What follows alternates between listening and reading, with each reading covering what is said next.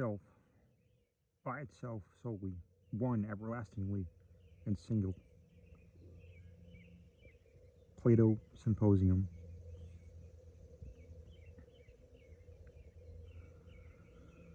With a feeling of deep yet most singular affection, I regarded my friend Morella. Thrown by accident into our society many years ago, my soul from our first meeting burned with fires it had never before known.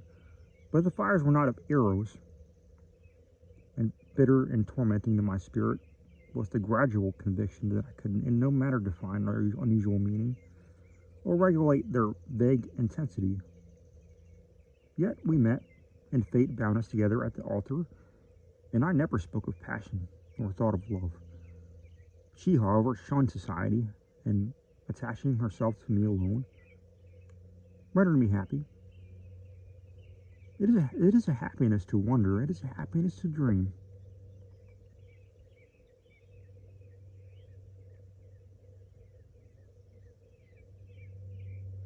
Morella's erudition was profound. As I hoped to live, her talents were of no common order, her powers of mind were gigantic. I felt this, and in many matters became her pupil. I soon, however, found that perhaps on account of her Pressburg education, she placed before me a number of those mystical writings which are usually considered the mere dross of the early German literature. These, for whatever reason I could not imagine, were her favorite and constant study, and that, in process of time, they became my own, should be attributed to this simple but effectual influence of habit and example. In all this, if I err not, my reason had little to do so. My convictions were, I forget myself, were no matter acted upon by the ideal, nor was the tincture of the mysticism which I read to be discovered, unless I am greatly mistaken, either in my deeds or in my thoughts. Persuaded of this, I abandoned myself implicitly to the guidance of my wife, and entered with an unflinching heart into the intricacies of her studies. And then when poring over forbidden pages, I felt a forbidden spirit enkindling within me. Would Morella place her cold hand upon my own, and rake up from the ashes of a dead philosophy some low, singular words, whose strange meaning burned themselves in upon my memory? And then, hour after hour, would I linger by her side, and dwell upon the music of her voice, until at length its melody was tainted with terror, and there fell a shadow upon my soul. And as I grew pale, and shuddered inwardly at those two unearthly tones, and thus joy suddenly faded into horror, and the most beautiful became the most hideous, as Hinnon became Gehenna. It is unnecessary to state the exact character of those disquisitions, which, growing out of the volumes I have mentioned, forms for so long a time almost the sole conversation of Morella and myself. By the learned in what might be termed theological morality, they will be readily conceived, and by the unlearned they would, at all events, be little understood.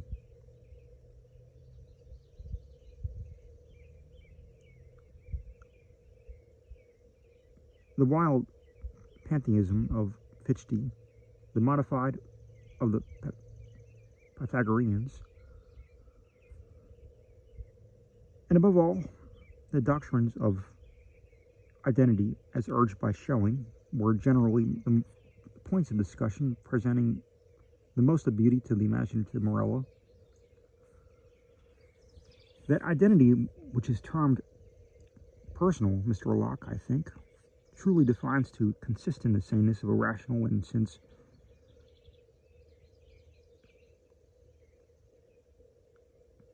consists in the sameness of a rational being, and since by person we understand an intelligence essence having reason, and since there is a consciousness which always accompanies thinking, it is this which makes us all to be that which we call ourselves, thereby distinguishing us from other beings that think and giving us our own personal identity. but the principium individuationis, the notion that identity which is at death or is not lost forever, was to me, at all times, a consideration of intense interest, not more from the perplexing and exciting nature of its consequences than from the marked and agitated manner in which Morella mentioned them. But indeed the time had now arrived when the mystery of my wife's manner oppressed me as a spell. I could no longer bear the touch of her wan fingers, nor the low tone of her musical language, nor the luster of her melancholy eyes. And she knew all this, but did not upbraid. She seemed conscious of my weakness or my folly, and smiling called it fate. She seemed conscious of a cause to me unknown, for the gradual alienation of my regard, but she gave no hint or token of its nature. Yet she was woman, and she pined away daily. In time, the crimson spot settled steadily upon the cheek, and the blue veins upon the pale forehead became prominent. In one instant, my nature melted into pity, but the next, I met the glance of her meaning eyes, and my soul sickened and became giddy with the giddiness of one who gazes downward into some dreary and unfathomable abyss. Shall I then say that I long with an earnest and consuming desire for the moment of Morella's decease? I did. But for the fragile spirit clung to its tenement of a clay for many days, for many weeks and irksome months, until my tortured nerves obtained the mastery over my mind, and I grew furious through delay. And with the heart of a fiend cursed the days and the hours and the bitter moments, which seemed to lengthen and lengthen as our gentle life declined, like shadows in the dying of the day. But one autumnal evening, when the winds lay still in the heaven, Morella called me to her bedside. There was a dim mist over all of earth, and a warm glow upon the waters, and amid the rich October leaves of the forest, a rainbow from the firmament had surely fallen. "It is a day of days," she said as I approached, "a day of all days either to live or to die. It is a fair day for all the sons of earth and life. Ah, more fair to the daughters of heaven and death."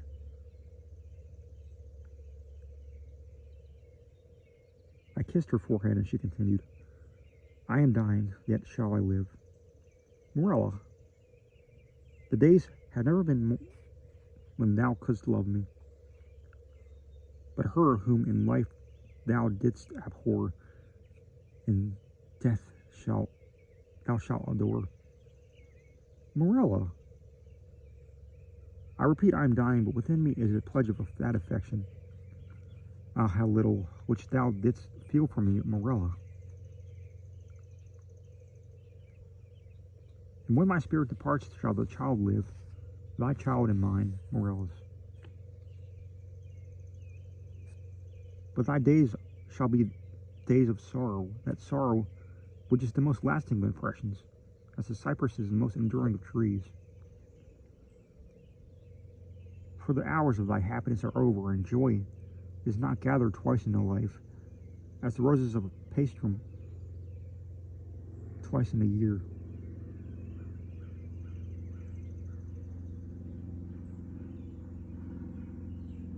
Thou shalt not no longer then play the Tian with time, but being ignorant of the myrtle and the vine, thou shalt bear about with thee thy shroud on the earth, as do the Muslimin at Mecca. Morella, I cried, Morella, how knowest thou this? But she turned away, her face upon the pillow, and a slight tremor come over her limbs, and thus died.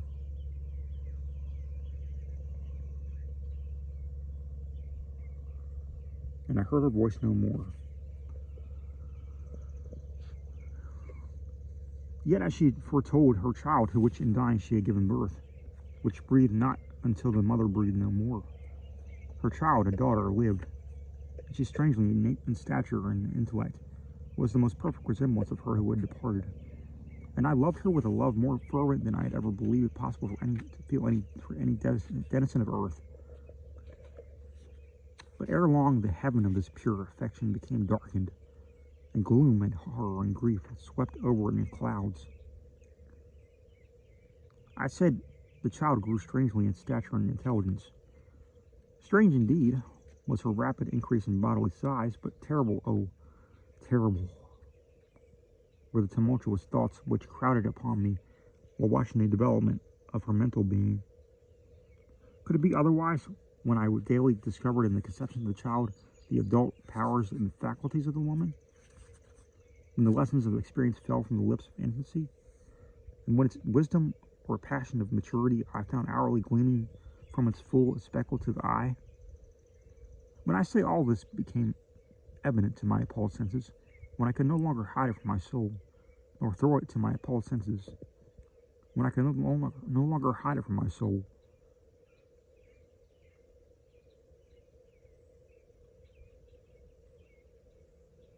nor throw it off those perceptions which trembled to perceive it. Is it to be wondered at all suspicions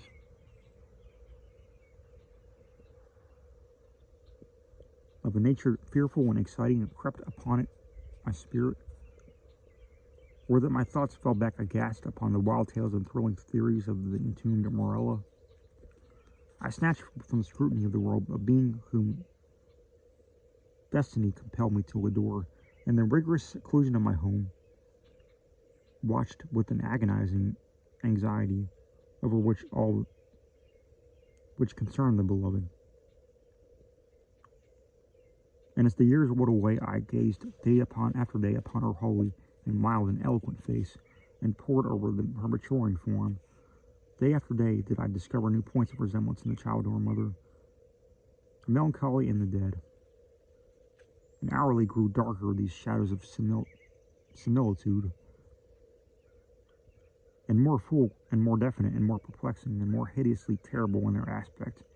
For that her smile was like her mother's I could bear, but then I shuddered at its too perfect identity. That her eyes were like Morella's I could endure, but they were too often looked down into the depths of my soul with Morella's own intense and bewildering meaning. And in the condor of my high forehead, and the ringlets of the silken hair, and the wan fingers which buried themselves therein.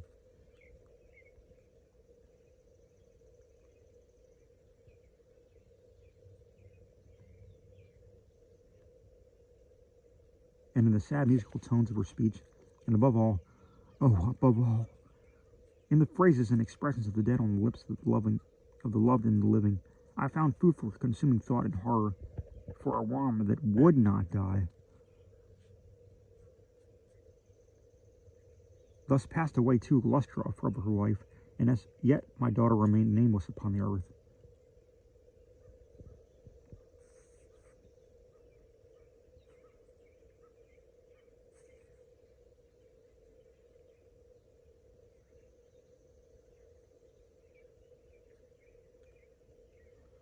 My child and my love were the designations usually prompted by father's affection, and the rigid seclusion of her days precluded all other intercourse.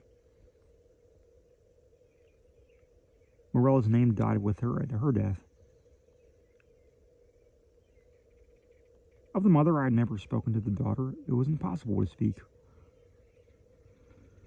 Indeed, during the brief period of her existence, the latter had received no impressions from the outer world, save for such as might have been afforded by the narrow limits of her privacy. But at length the ceremony of baptism presented to my mind, in its unnerved and agitated condition, a present deliverance from the terrors of my destiny, and at the baptismal fount I just hesitated for her name. At many titles of the wise and beautiful of old and modern times, of my own and foreign lands, came thronging to my lips, with many, many fair titles of the gentle, and the happy, and the good,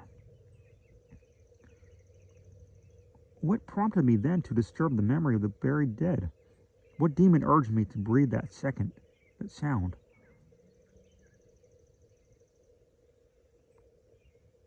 Which, in its very recollection, was wont to make ebb the purple of light in the torrents from the temples to the heart? What fiend spoke from the recesses of my soul when, amid those dim aisles and in the silence of night, I whispered within the ears of the holy man the syllables, Morella?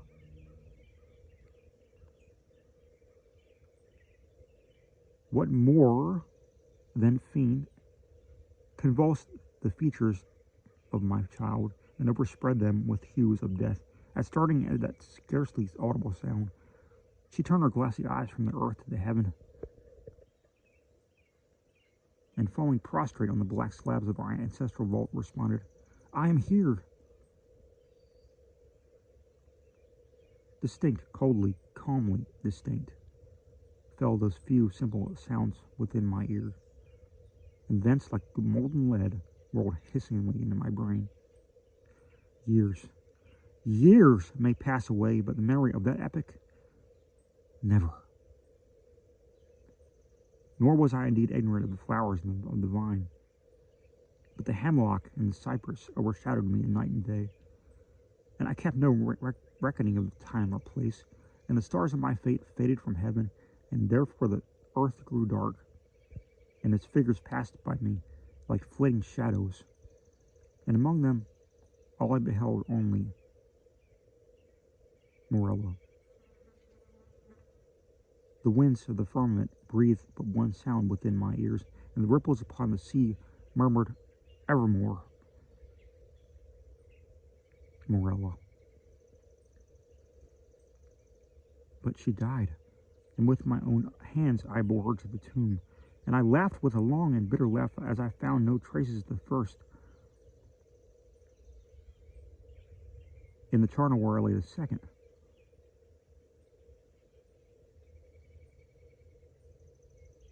Morella.